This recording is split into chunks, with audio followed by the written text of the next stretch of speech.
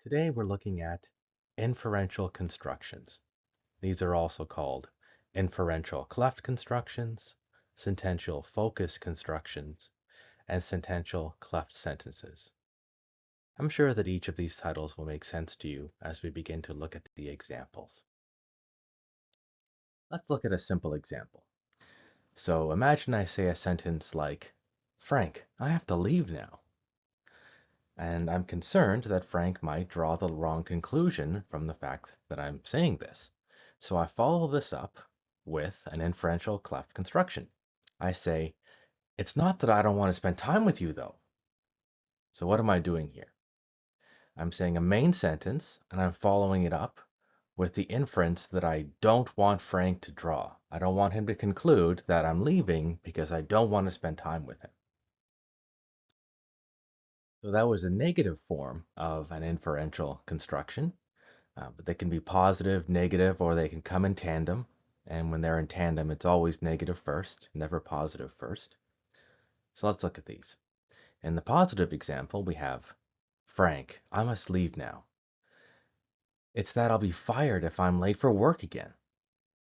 So I'm saying here to Frank that the inference he should draw from the fact that I'm saying I have to leave is that I'll be fired if I'm late for work. So that's why I have to go. And in the negative example, well, we already covered that in the previous slide.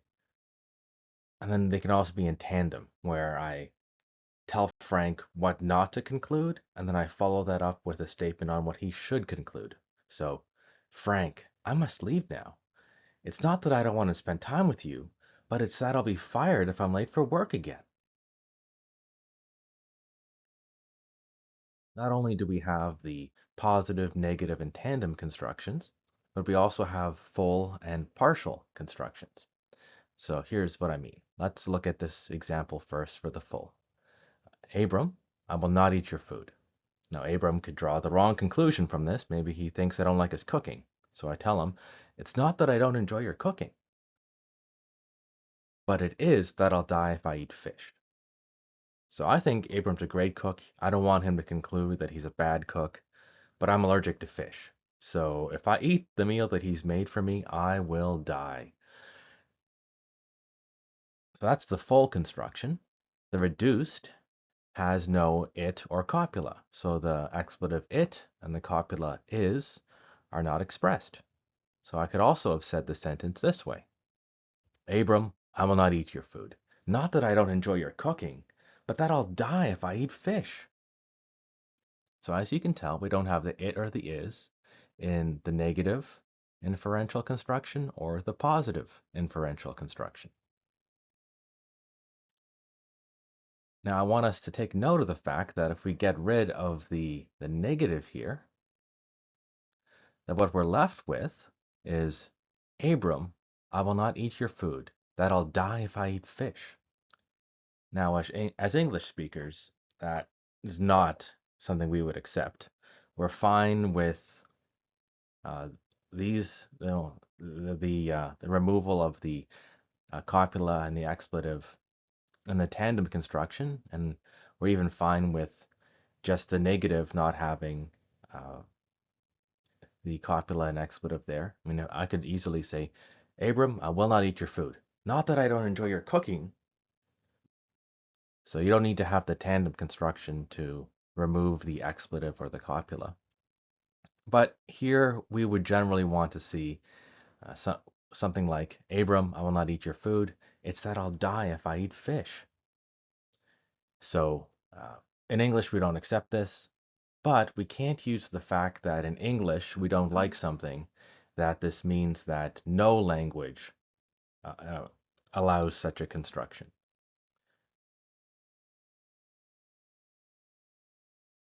Now, for those of you who know Biblical Hebrew, I want us to do a quick thought experiment. You should pause the video to take a moment to think about how this sentence would appear in Biblical Hebrew. It will probably appear something like this.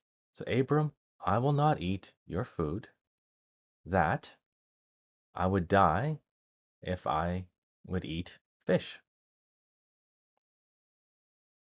Now, this should look familiar to many of you who know Biblical Hebrew because the Old Testament is filled with examples like this. And if you don't know better, you might think that this is the causal conjunction, because.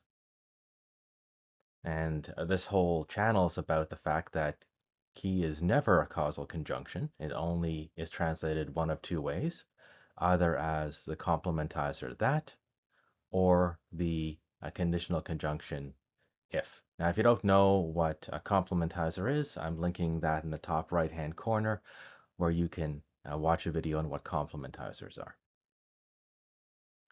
So this superficially looks like a causal conjunction followed by a sentence giving the cause for the first sentence. But we're really dealing with a inferential cleft construction or an inferential construction. Now, of course, this doesn't prove anything yet. We're going to look at the evidence that we should interpret this as a uh, inferential construction in a couple of minutes. But just look at how this would normally be translated as a causal conjunction. We can really eliminate that whole category by understanding key as a complementizer. So before we look at the evidence that Hebrew uses just the word key to communicate an inferential construction, we'll first look at Japanese for some guidance. So in Japanese, the inferential construction can be reduced to just is that you feel bad? They don't need to use the word it. And similarly, when they turn it into a question, so is it that? Uh, they still aren't using the word it. They can still exclude that. And they're turning it into a question, not by inverting the word order like we do in English, but by adding the interrogative ka. So we see that all the words that can be excluded in the main type of construction can also be excluded in the interrogative form.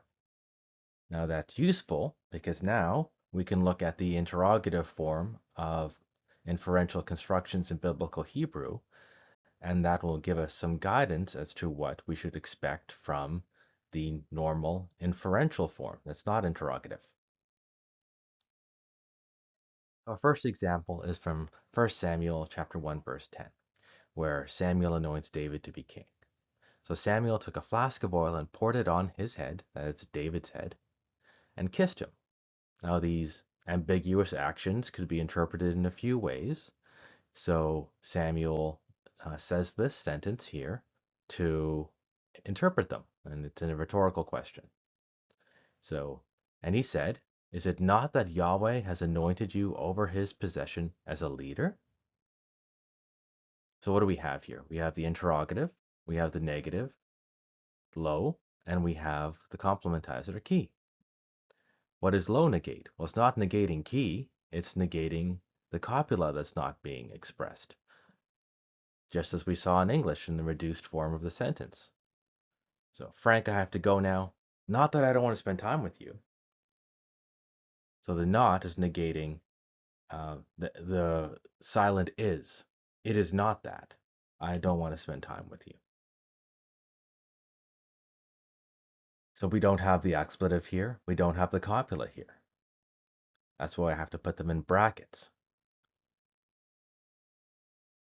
Now in Hebrew, it is common for it not to be expressed, and it's also common for is, the copula, not to be expressed.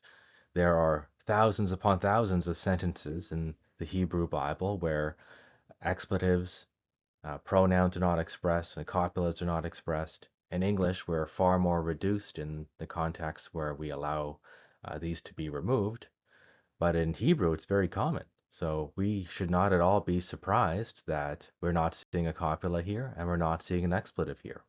All we're seeing is the interrogative, the negator, and the complementizer. Now we also have another example in Deuteronomy 32:30. So this is Moses speaking. How could one chase 1,000 and two caused 10,000 to flee, if it was not that their rock had sold them and Yahweh had handed them over. So how is it that one man could make 1,000 people run away from him, or two people cause 10,000 to flee? Well, it's only if Yahweh, their rock, had handed them over, so that the 1,000 weren't strong enough to defeat the one, and the 10,000 were no longer strong enough to defeat the two. When God's on your side, numbers don't matter. One person can fight 1,000 and win because the omnipotent God is behind him. So we have this question here: how could this happen? Then, if it was not that. So if, this is turning the sentence into a condition, and then not that. So if not that, their rocket sold them over. So there's no problem with saying it that way in Biblical Hebrew, excluding the expletive and the copula. In English, we want to include the expletive and we want to include the copula. It probably sounds a bit odd to you to just say, how could one chase 1,000 and two cause 10,000 to flee, if not that their rock had sold them over and Yahweh had handed them over? You probably prefer having the expletive and copula there. So we've seen that the interrogative form of inferential constructions in Biblical Hebrew don't have the expletive or the copula, and that this is what we should also expect for the non-interrogative form, so just the bare declaration of the inferential construction. So we have such an example in chapter 7, verse 9 of Isaiah. So let's dive into this text. So at this time in history, Ahaz is looking to political leaders and fearing political leaders and looking to make alliances with foreign nations for protection against political leaders. And God says to him, the head of Ephraim is Samaria, and the head of Samaria is the son of Remaliah. So at the top of this power structure is a mere human being, the son of Remaliah. The head of Ahaz, the head of Ahaz is the head of Judah, but is he at the top of the power structure? No, because his God is speaking to him. So Ahaz has God as his head. And then, just as in the previous text, when God is on your side, 1,000 people can't defeat you. Well, Ahaz should know this. But if he will not believe in Yahweh, if he will not trust in his God, then he will not endure. Now we know historically that he did not trust in his God and he died at the young age of 36. So this prophecy exactly came to pass. God told him that if he's not going to trust in Yahweh as the leader of Judah, then Yahweh isn't going to allow him to be king for very long. And so he says, if you do not believe in Yahweh, you will not endure. And he did not believe in Yahweh, and he did not endure. So what's going on here is that this inferential cleft construction is telling us how to interpret the condition of non-belief. So if Ahaz does not believe, what does that mean? Well, it means that Ahaz will not endure. So it's introducing the consequent or the interpretation of the truth conditions of the conditional construction. And how is it communicated? Well, it's just key, so that, not, and endure. So you will not endure. We don't have the expletive, we don't have the copula, and that's perfectly fine because as we saw with the uh, interrogative form of inferential constructions, we didn't have the expletive and we didn't have the copula. So this is all turning out exactly as we would expect it to, based on how Hebrew works as a language that prefers not to have expletives and prefers not to use copulas a lot of the time. So let's walk through this construction in Biblical Hebrew. We have the main sentence, so in this case, Abram will not eat your food. Now, it doesn't have to just be a sentence. It could be a whole discourse or paragraph, and then inference can be drawn from that whole discourse or paragraph. And it can be any sentence type. It can be a question, it can be an imperative. So we can start off with any type of sentence or paragraph. Then in Biblical Hebrew, at least, we have a null expletive and we have a null copula. Then we have the complementizer. And then we have a sentence that draws inferences from the preceding discourse or sentence. Now, you can't put any type of sentence over here within the complement clause. So what type of sentences can you put? Well, you can only put the type of sentences that you can put in an indirect quotation. So in English, in indirect quotations, we don't put imperatives and we don't put questions. And quite frankly, that's universal. I don't know of any language that allows you to put imperatives or questions in indirect quotations. So for example, we don't expect to hear something like, my mom said that go to your room. Instead, we expect to hear something like, my mom said that you should go to your room, or that I should go to my room.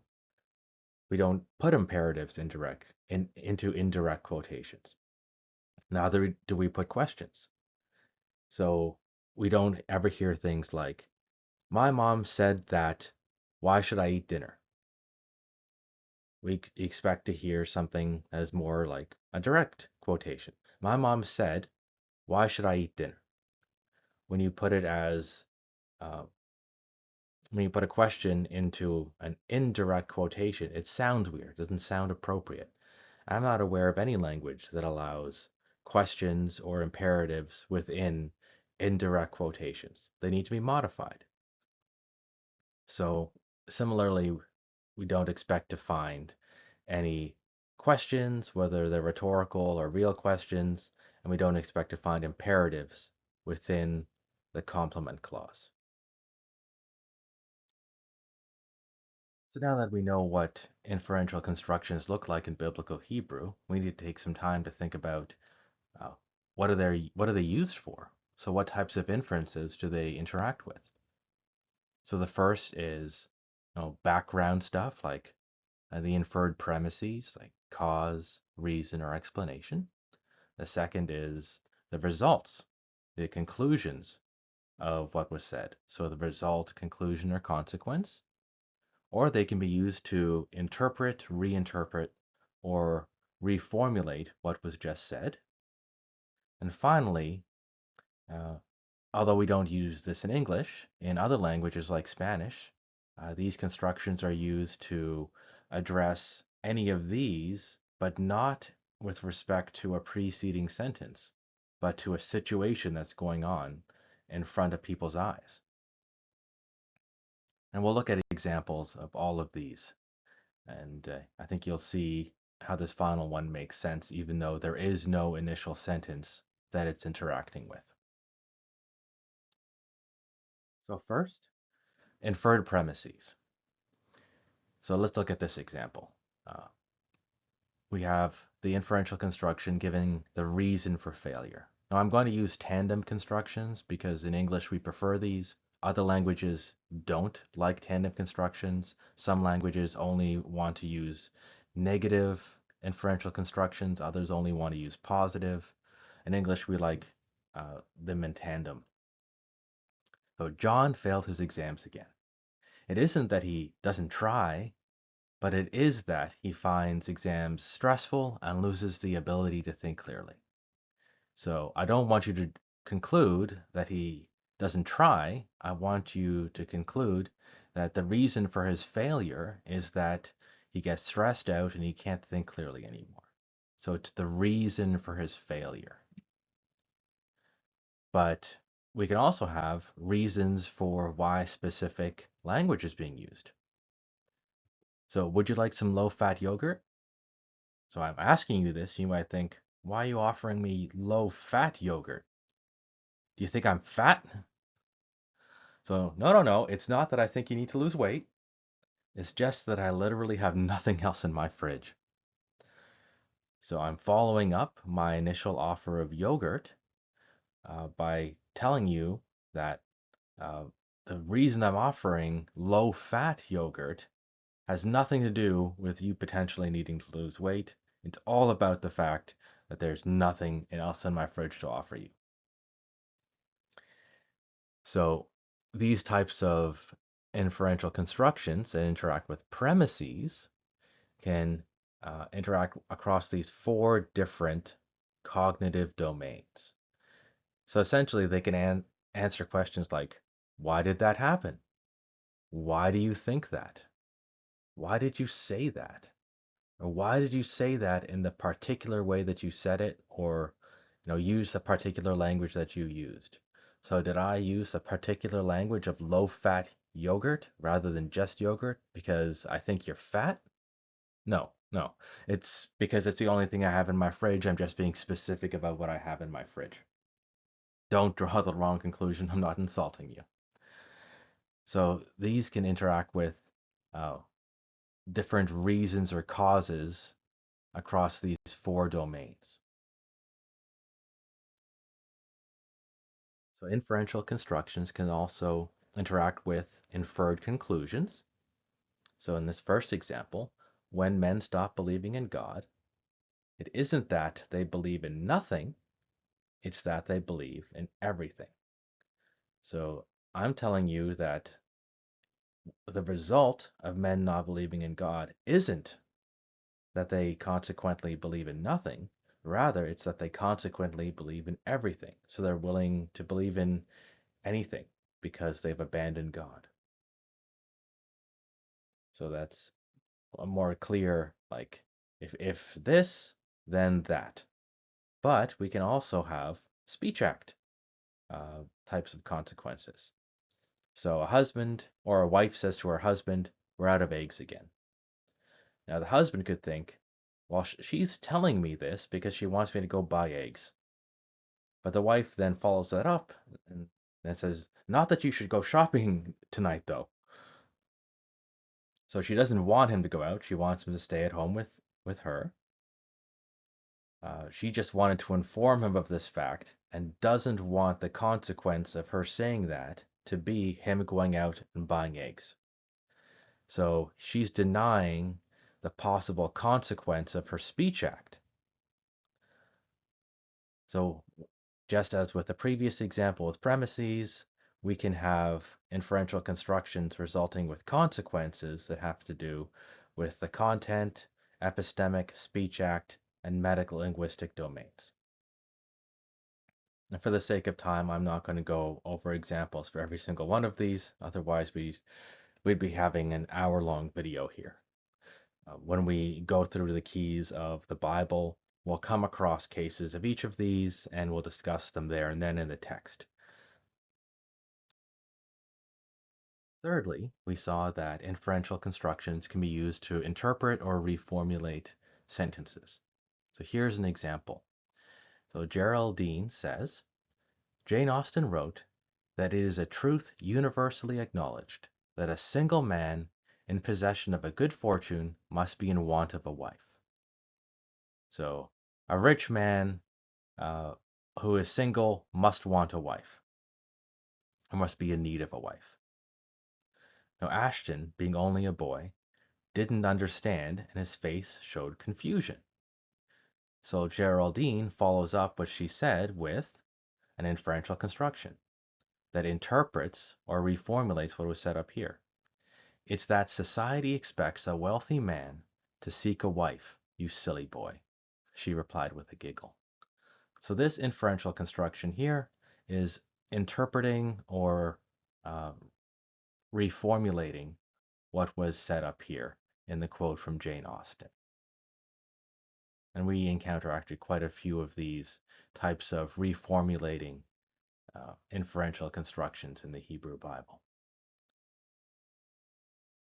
And finally, although we don't do this in English, we do see it in Spanish quite a bit. So here's the situation. A wife walks in and sees the new large mess that her husband had made. So when she left, there was no mess. She walks in, she sees her husband, there's suddenly a large mess. The husband speaks first and says to her, I'll just give you the translation here. It is that I was looking for the crayons for the girl. So the husband sees her looking at the mess. He knows she's going to be drawing some sort of conclusion from what she's seeing, and he gives her the correct inference that she should draw. And the inference that she should draw is that this mess was caused by his search for crayons for the girl. I don't know, the girl's probably their daughter, but uh, this quotation, which is from real speech that was recorded, doesn't specify whether the girl was their daughter or not. Now, in English, we don't do this. Uh, if I was this man in this situation, I would probably look at my wife and say, I was looking for crayons for our girl. I wouldn't say it is that, but in Spanish, they uh, use these inferential constructions to refer to premises, sorry, not premises, to refer to inferences they think that the other person might be drawing based on the situation around them.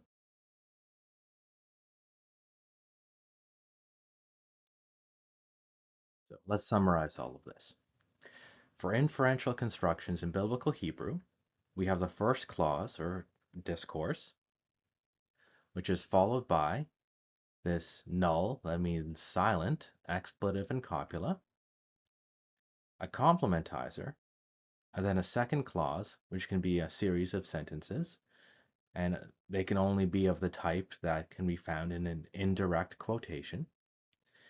And these types of inferences that are drawn from, or correcting inferences that are drawn from the first clause or discourse, can communicate causal relationships, result, purpose, or conclusion relationships, interpretations or reinterpretations, or any of the above with regard to an unspoken situation.